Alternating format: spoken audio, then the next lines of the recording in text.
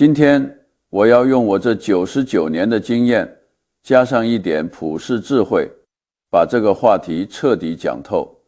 我们不谈运气，不谈玄学，我们谈谈概率、理性和人性。如果你想在退休后破产，我有一套非常完美的方案给你。如果你不想，那就听好了。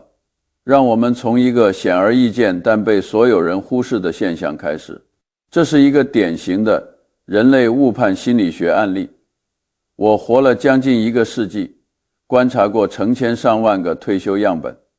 我发现了一个极其荒谬的退休悖论：那些口袋里装满几百万美金的人，往往比那些领着微薄退休金的教师更焦虑、更恐惧，甚至更贫穷。这听起来违反直觉，对吧？按照标准的经济学理论，财富越多，效用越高，幸福感越强。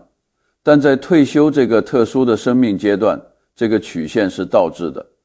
我在1970年代见过一位退休教师，此人没什么大钱，每个月就领那点死工资，但他活得像个国王。他不看《华尔街日报》，不关心联准会主席早餐吃了什么，也不在乎邻居是不是换了新车。他只是把那点仅有的积蓄扔进了几家他真正懂的公司里，那些卖汉堡、卖可乐或者给人刮胡子的公司。然后他就去散步、读书、逗孙子去了。有人问他：你就不怕钱不够花吗？他笑了笑，说了一句充满智慧的话：我怕的不是钱不够，而是活得不够清醒。大多数人在退休理财上犯的第一个错误，就是错把资产规模当成了安全感。安全感不来自于银行账户里的数字，而来自于你对欲望的控制力。反观我认识的另一位企业家，65岁退休，身家过亿。按理说，他应该是这个星球上最自由的灵长类动物。结果呢，他活得像个奴隶。每天早上醒来第一件事，不是享受阳光，而是抓起手机看股市行情，看汇率波动，看财经新闻里那些穿着西装的骗子在胡说八道。他说这叫关心资产。我告诉他，这叫被资产绑架。从心理学的角度看，这是一种病态的被剥夺超级反应倾向。他不是在享受财富，他是在恐惧失去。他潜意识里认为，如果资产没有每天增长，就是在退步，就是在被通膨吞噬，就是在被时代抛弃。这种心态在退休后是致命的，因为这种恐惧会驱使你去做多余的动作，而在投资界，多余的动作通常等同于自杀。不甘心是老年人最昂贵的情绪，它能让你把一辈子积累的财富在3年内输个精光。如果你想解决一个难题，最好的办法往往是反过来想，总是反过来想。如果我想帮助你建立一个稳固的退休财务计划，我不会先问怎么赚钱，我会问做什么事情能保证让你退休后彻底破产，焦虑致死。这个清单很简单，但我保证你们当中90%的人都在做。关注短期波动，每天盯盘，把股价的随机漫步当成市场对你的反馈。听信专家建议，相信那些自己都没赚到钱的理财顾问，去买连说明书都看不懂的复杂金融产品。使用杠杆，觉得自己年纪大了，时间不多了，必须加倍下注来追赶进度。追求新事物，区块链、元宇宙，IE 什么火追什么，生怕被年轻人落下，频繁交易，总觉得要做点什么才能证明自己在管理财富。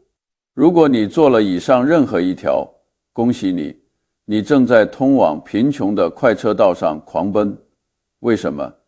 因为这些行为完美地触发了你大脑中的奖励机制和社会认同倾向，让你感觉良好，感觉自己很忙碌，很跟得上时代。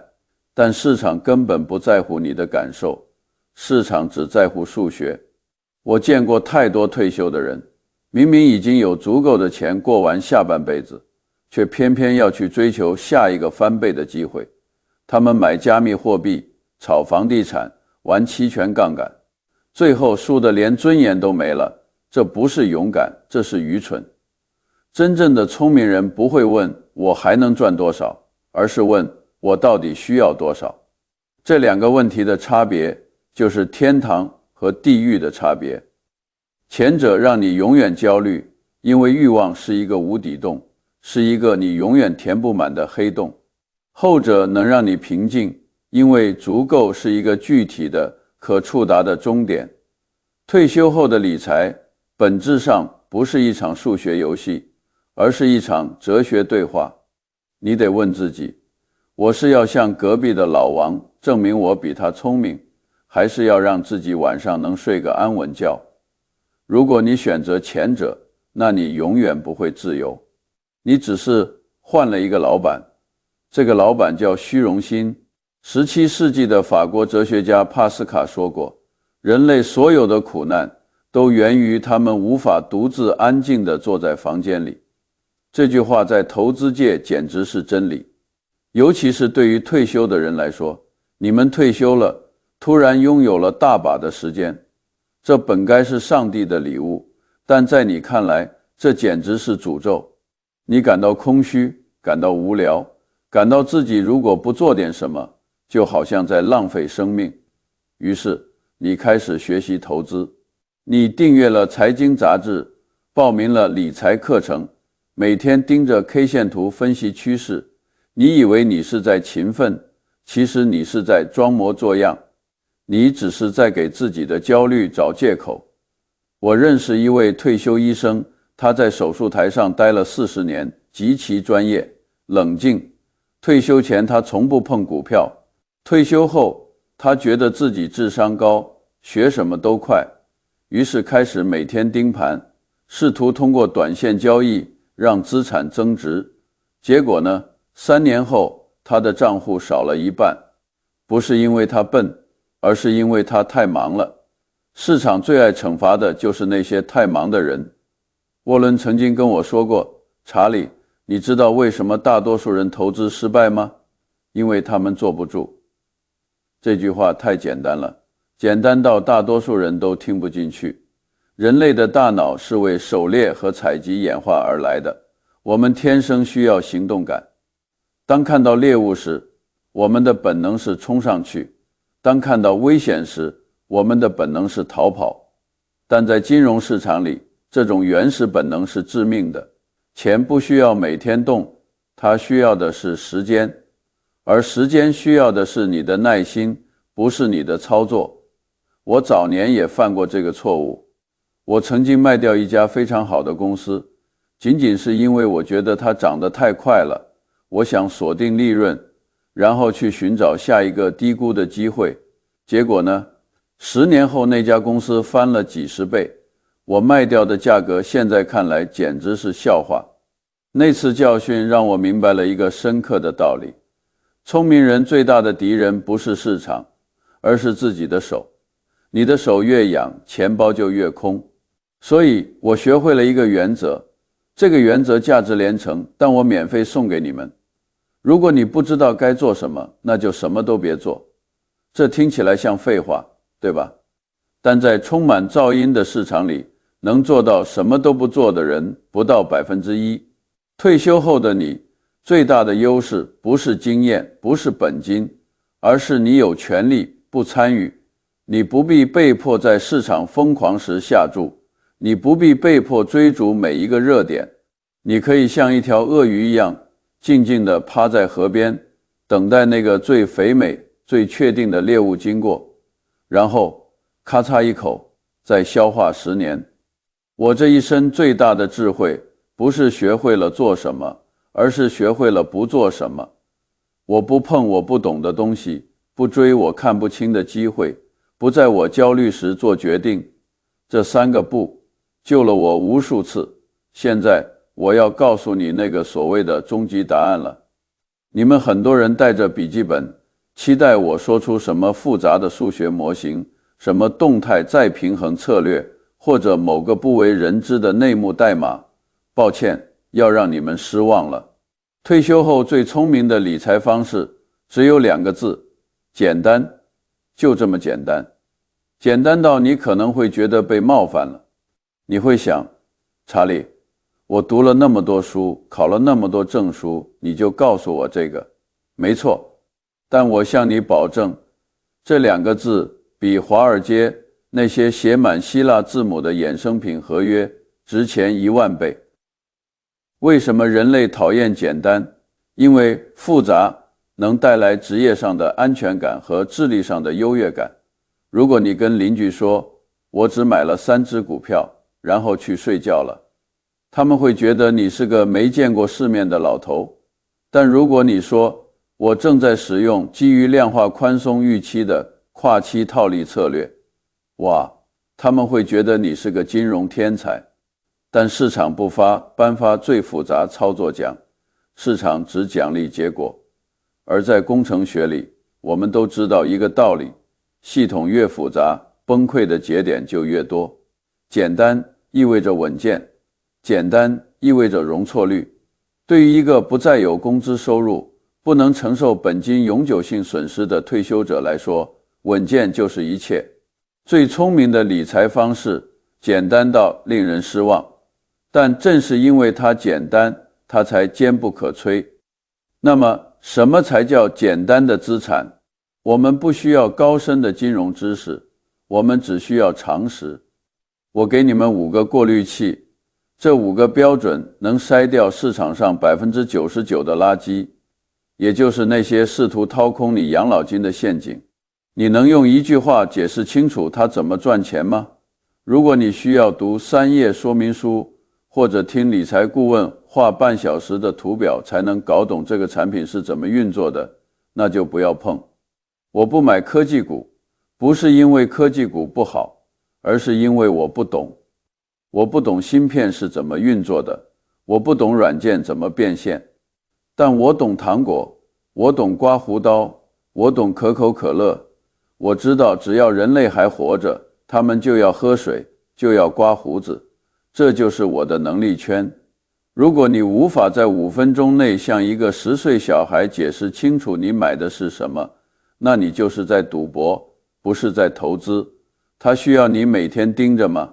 如果你买了一个资产，导致你必须每天早上起来看新闻、看价格、调整策略，那它就不是资产，它是你的第2份工作。退休是为了享受生活，不是为了给证券交易所打工。好的投资应该像种树，你种下去，浇点水，然后就可以去读书，去旅行，树自己会长大。如果这棵树需要你每天拿着放大镜检查叶子，那这棵树有病，或者你有病，它能让你睡得着吗？这是最重要的一条测试，枕头测试。不管回报率看起来多高，只要持有它，会让你半夜惊醒，让你担心万一崩盘怎么办，那就卖掉它。健康比财富更重要。对于老人来说，焦虑是免疫系统的毒药。如果你的投资让你血压升高，那它就是在缩短你的寿命。用寿命换金钱是这个世界上最亏本的生意。它有清晰的现金流吗？记住，退休后你需要的是收入，不仅仅是资产增值。如果一个东西只靠价格上涨赚钱，比如比特币、黄金或者某些不分红的成长股，那它就是投机。因为你为了变现，必须祈祷在你需要钱的时候，市场刚好愿意出高价买你的货。但我喜欢的资产，比如可口可乐、保险公司，他们每年给我分红，不管股价是涨是跌，支票都会准时寄到我家，这叫被动收入。退休者需要的是稳定的现金流，而不是纸面上的富贵。10年后他还会在吗？这叫林迪效应。对于能够存活下来的技术或公司，它存在的时间越长，未来能继续存在的概率就越大。你能想象10年后可口可乐倒闭吗？很难。你能想象10年后某个热门的加密货币归零吗？太容易了。如果你无法100%确定这家公司10年后还活着，并且活得很好，那就别买。巴菲特常说，如果你无法想象持有它10年，那就连10分钟都不要持有。这句话应该刻在你的视网膜上。在投资界，知道不该做什么，比知道该做什么重要得多。就像在飞行中，知道如何避开风暴，比知道如何飞得快更重要。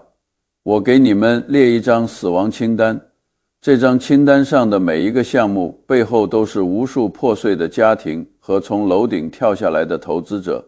远离任何复杂的金融衍生品结构化债券，连动债、高杠杆 ETF、对冲基金，这些名字听起来很高级，其实就是华尔街为了赚取高额手续费而发明的大规模杀伤性武器。每当有人跟你说这个产品结构很复杂，利用了某种算法，但是回报很高，你就该转身就跑，跑得越快越好。复杂是用来掩盖风险的。远离高回报低风险的承诺常识告诉我们，天下没有免费的午餐，高回报一定伴随着高风险，这是物理定律，就像地心引力一样不可违背。如果有个理财顾问告诉你有一个产品能保证 10% 的年化收益，而且保本，那他只有2种可能，要么他是个骗子，要么他是个傻子。通常是前者。远离杠杆，借钱投资，这是我最痛恨的东西。我这辈子从不用杠杆，杠杆会让你智商归零，它会在顺风时让你觉得自己是天才，在逆风时让你发现自己是傻瓜。对于年轻人来说，破产了还可以重来，但对于退休者，你没有时间去还债了。一旦市场逆转，相信我，市场总会逆转的，杠杆会强行把你平仓，让你连翻身的机会都没有。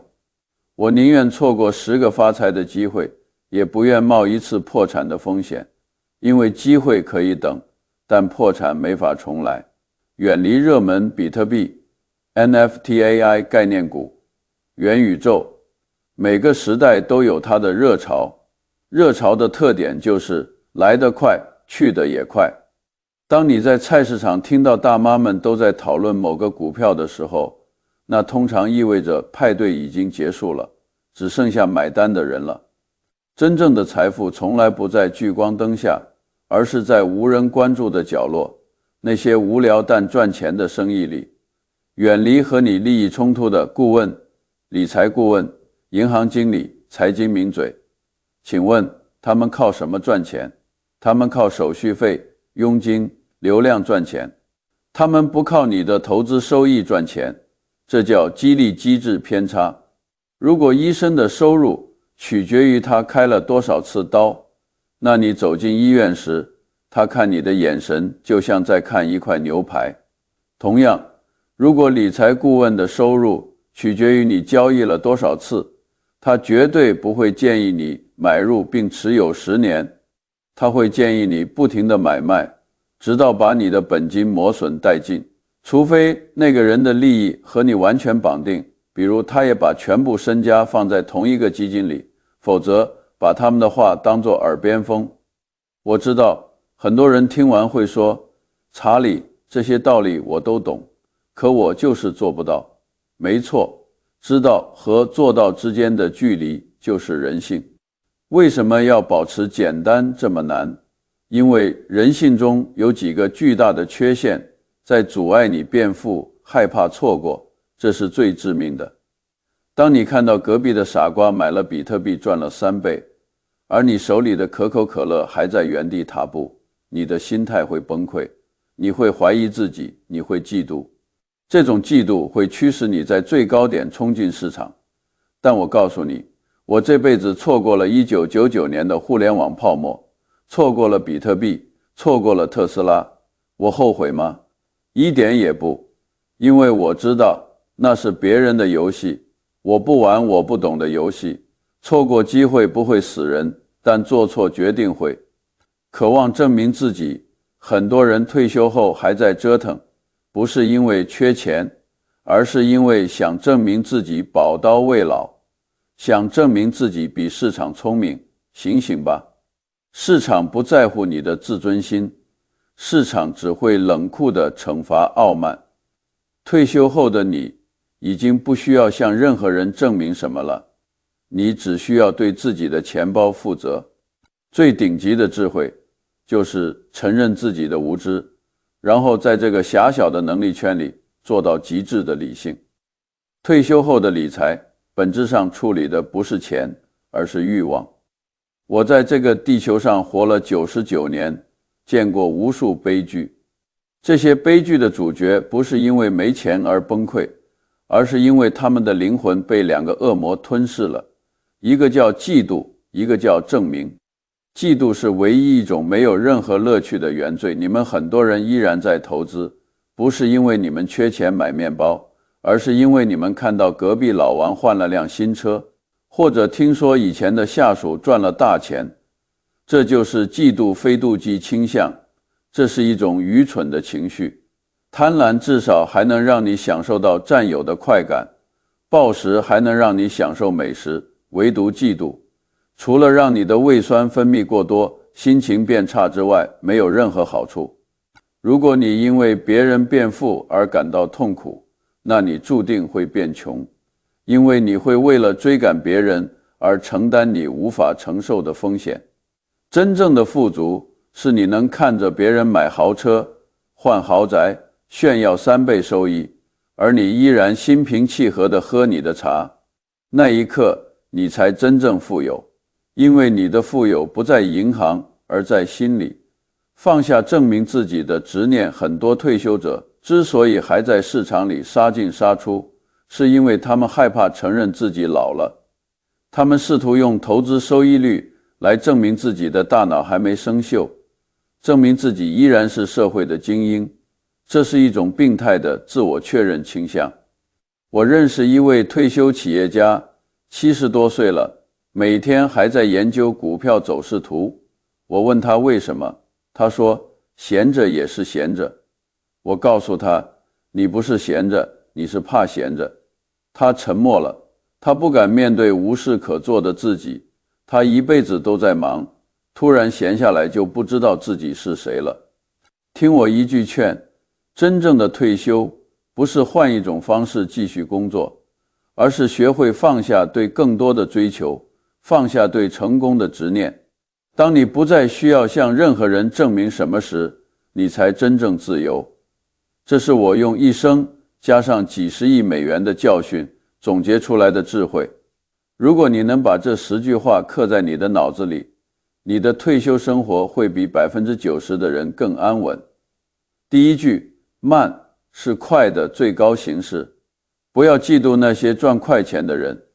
复利是世界第8大奇迹，但它的前提是时间，慢慢变富才能长久守富。第二句，克制是最稀有的天赋。在这个充满诱惑的世界里，能忍住不行动，能忍住不追高，能忍住不卖出，这种做工比智商更重要。第三句，钱买不来理智，理智却能保住钱。聪明不是优势，冷静才是。当市场崩盘时，只有冷静的人能捡到钻石，恐慌的人只会被踩死。第四句，真正的自由是可以说不。当你不再被高回报的诱惑控制，当你能拒绝那些听起来很美的骗局时，你就自由了。第五句，聪明人想赢，智者只想活下去，活得久比赢得快更重要。